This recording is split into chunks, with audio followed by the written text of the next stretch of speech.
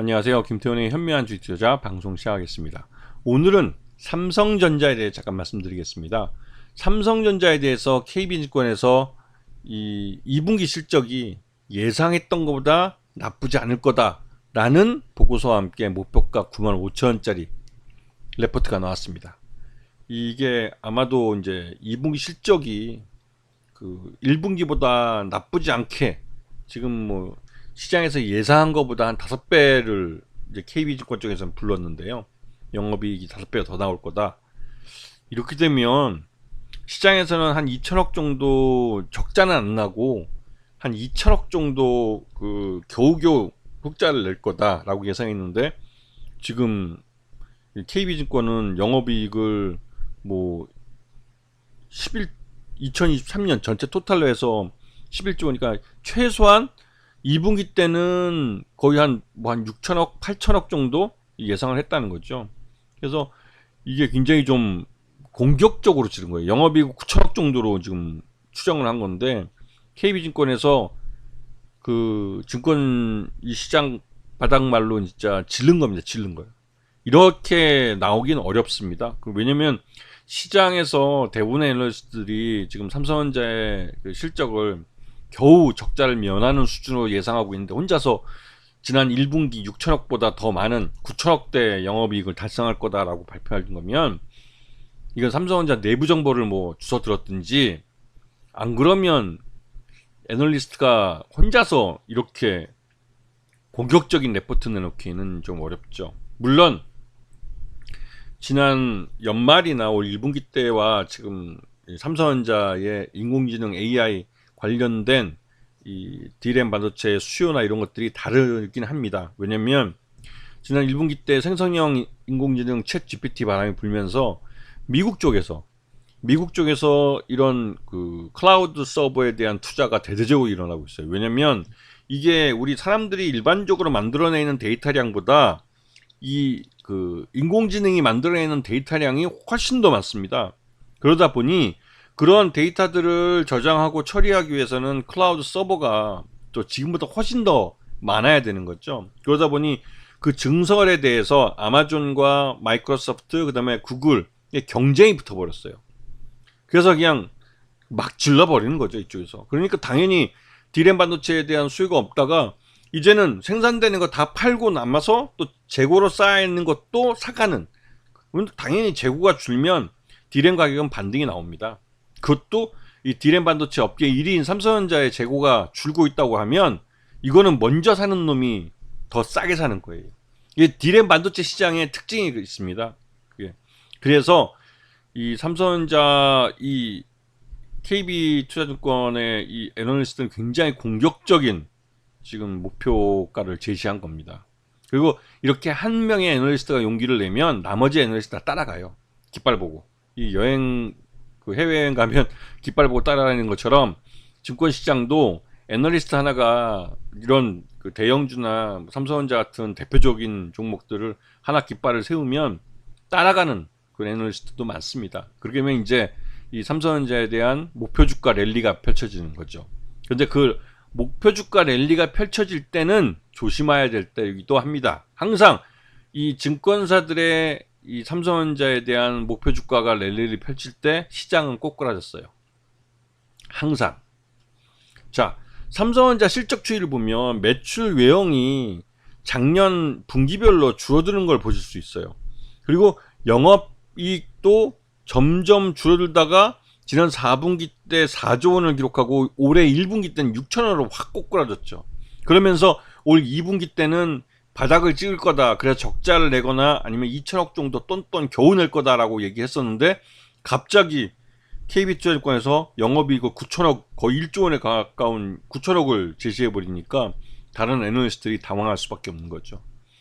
자, 이 사업분별 영업이익 추이를 보시게 되면 지난 1분기 때 이 다른 것보다도 그 DS라고 해서 반도체 사업부 이쪽이 적자 4조 5천억의 적자를 냈어요.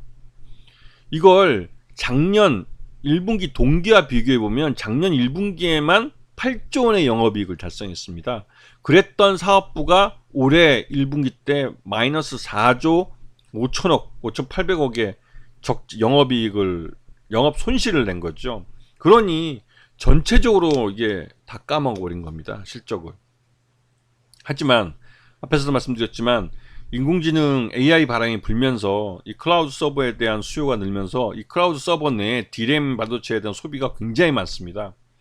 그렇기 때문에 이 삼성전자가 생산하고 있는 감산을 결정한 이후에 이 생산량이 줄어들었기 때문에 그 생산량도 팔리고 기존에 쌓아놓은 재고마저도 소진이 되는 그런 뭐 호황까지는 아니더라도 그래도 그 분위기가 반전돼 버린 거죠. 하지만 이 삼성전자는 인공지능 AI에 대해서 일찍부터 투자를 해왔습니다. 굉장히 오랫동안 투자를 해왔고 이쪽 분야에 대한 대비를 해왔기 때문에 이 물 들어왔을 때 노를 저을 수 있는 거예요.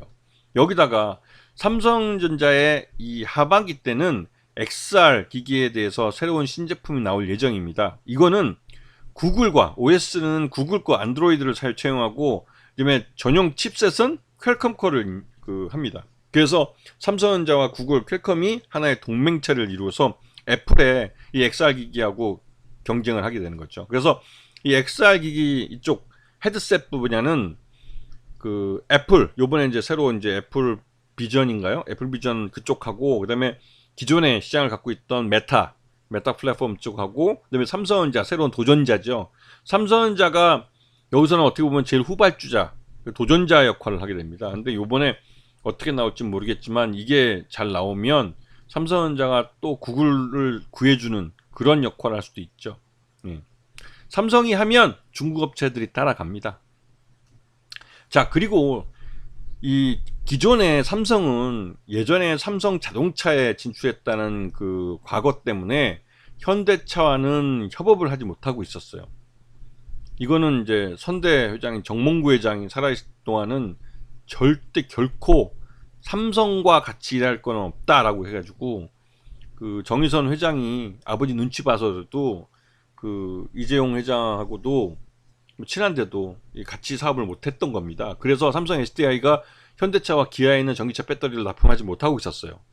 그런데 이 반도체만큼은 얘기가 좀 다릅니다. 그래서 정의선 회장이 그 현대차와 함께 그 삼성이 이 자율주행 자동차에 사용될 수 있는 이 반도체에 대해서 같이 연구를 하고 그다음에 인포테인먼트용 프로세서를 요번에 엑시노스 오토 V920이라는 이 반도체 칩을 개발했습니다. 그래서 이 자동차 쪽에 그러니까 전장용 반도체죠. 전장용 반도체에 삼성전자가 현대차와 기아와 협력할 수 있는 기반을 만들었다는 데 굉장히 큰 의미가 있죠. 그리고 이 자동차 전장 쪽은 삼성전자도 굉장히 공을 들이는 사업입니다. 왜냐하면 이게 전기차로 자동차가 다 바뀌기 때문에 이 자동차 자체가 이제는 이제 기기가 아니라 하나의 전자 장비화가 돼요. 그러면 그 안에 들어가는 반도체가 엄청나게 많죠.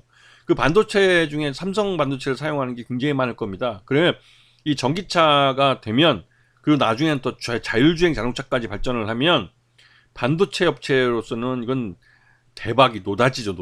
노다지가 나오는 겁니다. 그래서 이쪽에 삼성전자는 전장 쪽에 투자를 많이 하고 있어요. 그리고 삼성전자가 올 하반기에 웨어러블 로봇을 내놓습니다. 그래서 그런 부분 때문에 새로운 신규 시장, 그것도 굉장히 글로벌 마켓이 될 수 있는 시장들을 삼성전자가 개발을 하고 있고 준비를 하고 대비를 하고 있다는 거. 이런 부분 때문에 KB투자증권의 이 애널리스트가 오히려 또 공격적으로 질렀을 수 있습니다. 왜냐면 아까 앞에서 봤던 XR 기기 그리고 또 이번에 웨어러블 로봇 거기다 또 아까 말씀드렸던 그 인공지능 AI에 들어가는 그 클라우드 서버에 들어가는 D램 이런 것들 때문에 삼성전자의 반도체 사업부가 한 번 더 점프업을 할 수 있는 기회가 만들어지는 겁니다. 자, 그러면 당연히 이 증권사들은 목표가 랠리를 펼치죠. 그 5만 원대 하던 삼성전자 주가일 때는 그 증권사들은 6만 원의 목표가를 제시하고 삼성전자가 6만 원에 올라섰을 때는 7만 원을 제시하고 7만 원에 올랐을 때는 8만 원, 9만 원을 제시합니다. 이게 쫓고 쫓기는 관계이긴 한데 증권사들이 이러다가 이제 우리들이 꿈에 그리던 10만 전자가 이제 얘기가 나오기 시작하면 그때 상투라고 생각하시면 됩니다. 삼성전자는 아직 오너 일가가 이건희 회장의 상속세를 다 못 냈어요. 그 부분을 염두에 두시고 주가를 생각하셔야 됩니다. 아시겠죠? 자, 오늘 방송 여기서 마치려고 했는데 그 삼성전자 주가 한번 쭉 보시고 지금 그 지난해 10월달 51,800원을 저점으로 찍고 지금 거의 뭐 한 10개월여 만에 다시 7만원대 주가로 올라선 상태긴 합니다. 이게 올해 들어와서 삼성전자 주가를 끌어올린 건 외국인 투자자들이었어요. 그리고 외국인 투자자들은 기본적으로 미 상무부가 그 삼성전자나 SK하이닉스의 중국 공장에 대한 그 반도체 제조 장비 최첨단 반도체 제조 장비에 대한 그 유입을 그 8월 달부터 금지하던 걸 연장해 줄 거라는 걸 외국인 투자자들이 먼저 알았기 때문에 공격적으로 매수를 했던 거죠. 하지만 모두가 다 알아버린 정보가 돼버리면 외국인 투자자들은 차익 실현합니다. 그래서 요즘 외국인 투자자들이 차익 실현을 하는 거예요. 그래서 주가가 삼성전자도 소폭 밀리는 모습이기도 합니다. 그런데 지금 미중 패권 전쟁이 어느 정도 그 화해 무드화 되면서 삼성전자나 SK하이닉스도 물론 그 좀 한숨을 돌릴 수 있는 기회가 생기긴 했죠. 하지만 삼성전자는 그럴 수 있어도 SK하이닉스는 입장이 좀 다릅니다. SK하이닉스는 반도체만으로 구성되어 있기 때문에 더더욱 사업이 어렵죠. 그런 부분을 염두에 두시고 삼성전자와 SK하이닉스도 서로 차별화되어 있다는 부분을 인식하셔야 됩니다.